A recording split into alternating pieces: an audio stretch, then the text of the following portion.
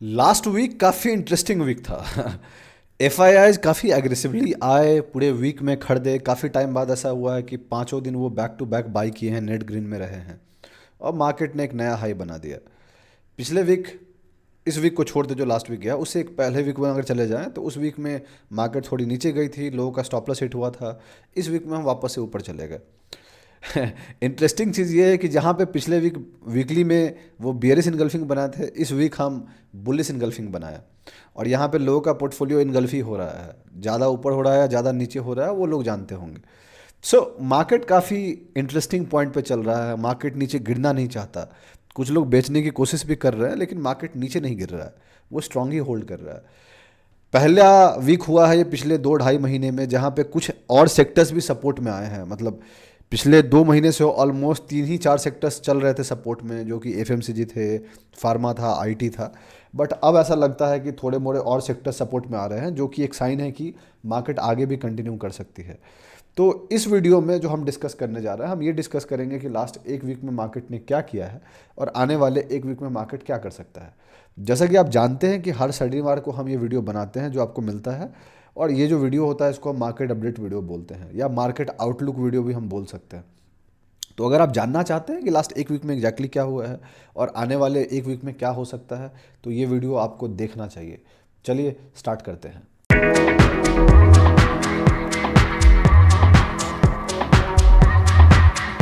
कैसे हैं आप लोग? मेरा नाम ब्रज भूषण हुआ और मैं आप लोग का स्वागत करता हूं आप लोग के अपने चैनल पे, जिसका नाम है ट्रेड विद भूषण। जैसा कि आप जानते हैं कि ये वीडियो मार्केट अपडेट वीडियो है, तो आगे बढ़ने से पहले मैं आपको दो चीज़ बता देना चाहता हूँ। पॉइंट नंबर वन, मैं कोई सेबी रजिस्टर्ड नहीं हूँ, तो जो भी मैं बात कर रहा हूँ इस वीडियो में वो मेरी खुद की लर्निंग है, खुद की एनालिसिस है। आप इसको लर्निंग पर्पज़ के लिए ले सकते हैं, सीखने के लिए ले सकते हैं। आप ब्लाइंडली मेरे बातों को मत मानिएगा, ये कोई टिप या रिकमेंडेशन वीडियो नहीं है।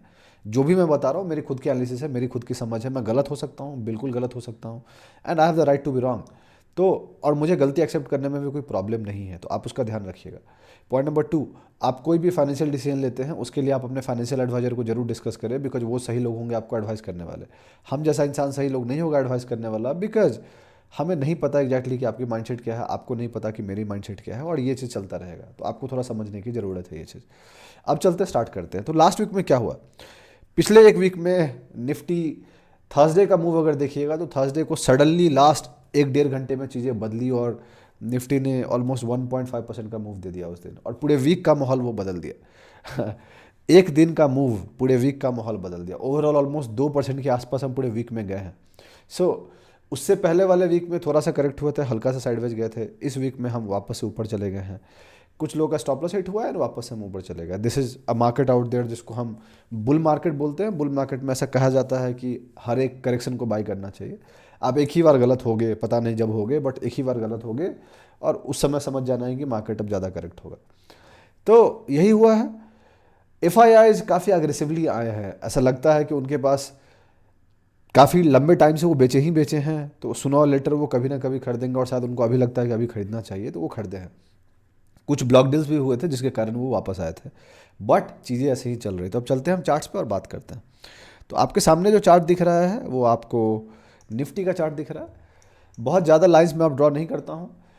पहले पिछले वीक में मैंने ये लाइन बताया था, उससे पहले मैंने अब एक ये लाइन ड्रॉ किया था और मैंने बोला था कि पिछले वीक की अगर इसके हम नीचे जाएंगे तो हम और देखेंगे, कंफर्मेशन होगा, बट इसके नीचे हम गए नहीं। और आप देख सकते हो कि ये 5 दिन, लास्ट वीक जो मैंने ये लाइन ड्रॉ किया था और फिर देखो आज क्या हुआ इस वीक में, तो हम इसके नीचे क्लोज ही नहीं हुए। इस लाइन को मैं हल्का सा नीचे कर देता हूँ एंड बस इसके वीक को मैं कनेक्ट कर रहा हूँ। तो ये जो लेवल है बस इसका ध्यान रखने की ज़रूरत है। तो इससे पहले आपको एक लेवल और ध्यान देने की ज़रूरत है, बस वो ये है, जब तक हम इसके ऊपर हैं everything is good to go. जब हम इसके नीचे आ जाएंगे हम देखेंगे। तो ये लाइन अब एक इंपॉर्टेंट लेवल हो गया जो कि है 24,750। पिछले वीक मैंने आपको ये लेवल बोला था, इस वीक एक नया लेवल बोल दिया हूँ। अगर ये ब्रेक होगा तो फिर ये है, anything above that is bonus. तो ऊपर का टेंशन ही नहीं है, मुझे रेजिस्टेंस पकड़ने में कोई दिलचस्पी नहीं है। मेरे लिए मार्केट कंडीशन ठीक होना चाहिए, मार्केट कंडीशन अप ट्रेंड में होना चाहिए। जब तक 24,750 के ऊपर होगा शॉर्ट टर्म में वो अप ट्रेंड में है, बात खत्म है। निफ्टी करंट प्राइस 25,356 रुपीज़ के आसपास है। एनालिसिस को मैं बहुत कॉम्प्लिकेट नहीं करना चाहता हूँ, इसीलिए मैं बहुत आसान भाषा में एक लेवल के दे के ही बता रहा हूँ। बहुत लोग आएंगे बोलेंगे भाई देखो ये हो गया वो हो गया। दोस्त देखो, मैं चाहूँ तो 10 लेवल दे सकता हूँ, बट वो कॉन्फिडेंस तभी झलकता है, और या फिर आदमी को अपने एनालिसिस पे तभी स्टिक रहना चाहिए जब वो 1 या 2 लेवल की बात करे। अलग अलग लेवल पे अलग अलग लेवल देना बहुत आसान है, और अपनी गलती नहीं मानना बहुत आसान है। It takes guts to accept your mistakes on your own analysis. Most of the लोग नहीं करते हैं, तो आपको ध्यान में रखने की ज़रूरत है ये चीज़।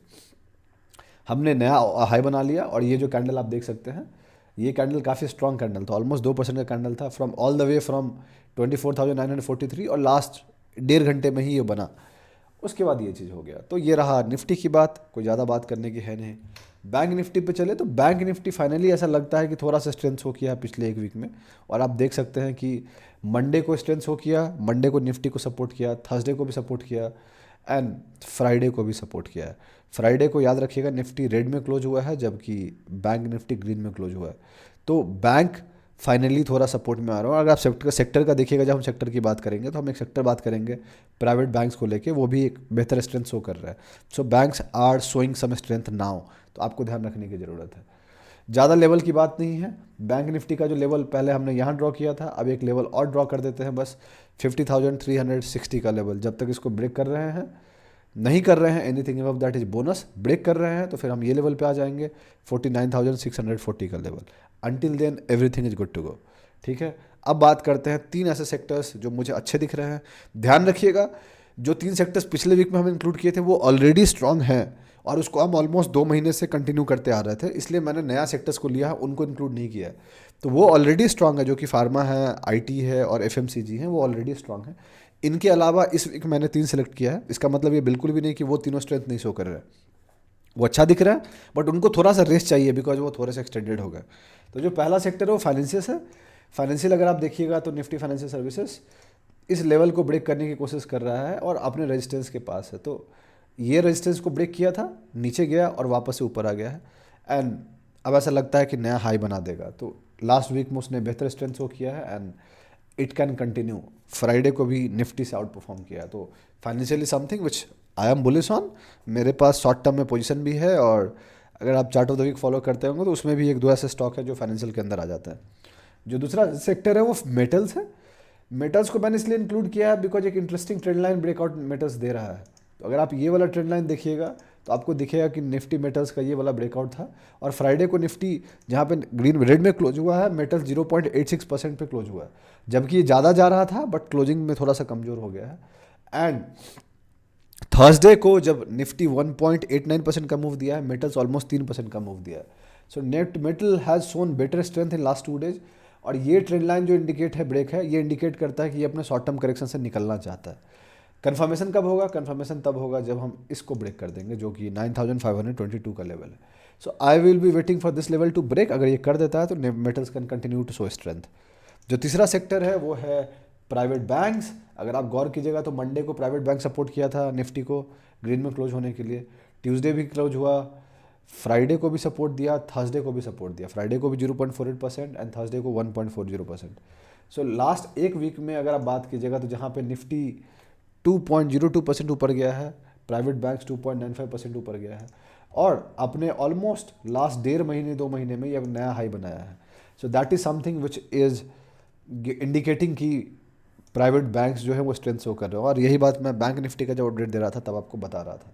तो ये भी एक बेहतर स्ट्रेंथ शो कर रहा है। विक्स की बात करें तो विक्स नीचे ही है, कोई डरने वाली बात नहीं है। विक्स 12.5 पे चल रहा है और वो कोई वॉलेटिलिटी नहीं दिखा रहा है। तो विक्स एक अभी भी इंडिकेट कर रहा है कि थोड़ा सा सेफ रहना है, बट हमारा ह्यूमन नेचर है, मैं अभी भी शॉर्ट टर्म पे 100% इन्वेस्टेड नहीं हूँ।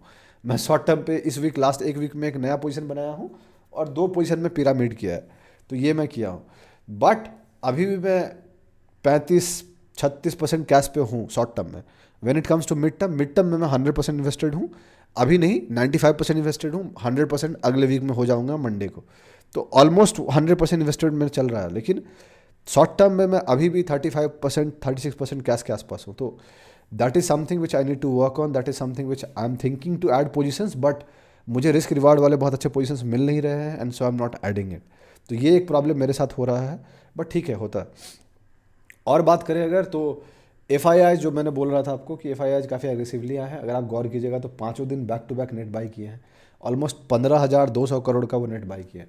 हर रोज़ खरीदे, सितंबर 9, सितंबर 10, सितंबर 11, 12, 13, तो काफ़ी एग्रेसिवली हुआ है। और बहुत टाइम बाद ऐसा हुआ है जहाँ पे वो बैक टू बैक पूरे वीक खरीदे हैं, राइट। इससे पहले कोई ना कोई दिन वो बेचते थे, बट इस बार काफ़ी बैक टू बैक खरीदे। एंड जैसा कि मैं आपको कह भी रहा था कि एफ वापस आ रहे हैं, अगर आप गौर कीजिएगा हमारे पुराने वीडियोज़ को देखिएगा, सितंबर में दे हैव बॉट 17,630 करोड़, जिसमें लास्ट एक वीक में ही 15,000 करोड़ है, right. So that is something, if you see the trend in last 4 months, ये नेट ग्रीन में ही रह रहे हैं अभी, right. That is good thing. अब आते हैं मार्केट ब्रेथ की बात। तो मार्केट ब्रेथ बहुत हल्का से इंप्रूव किया है, बहुत ज़्यादा नहीं किया है, but that is good part.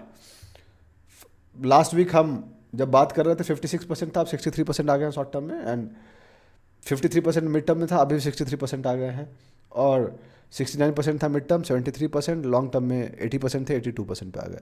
सो थोड़ा सा इंप्रूव हुआ है, अभी भी इंप्रूवमेंट की स्कोप बची है मार्केट ब्रेथ में। ऐसा इसीलिए है बिकॉज जब निफ्टी नया हाई बना रहा है, जरूरी नहीं बहुत सारे स्टॉक्स हाई बना रहे हैं, बहुत सारे स्टॉक्स करेक्ट कर रहे हैं। That is something which market is doing. तो अब रोटेट हो रहा है चीज़ें, तो आपको अच्छे स्टॉक्स के साथ रहना है, जो स्टॉक्स गिर रहे हैं उसके साथ निकलना है। ब्लाइंडली होप में मत रहिए कि सारा स्टॉक चलेगा आप कुछ भी खरीदें, वो नहीं होना है।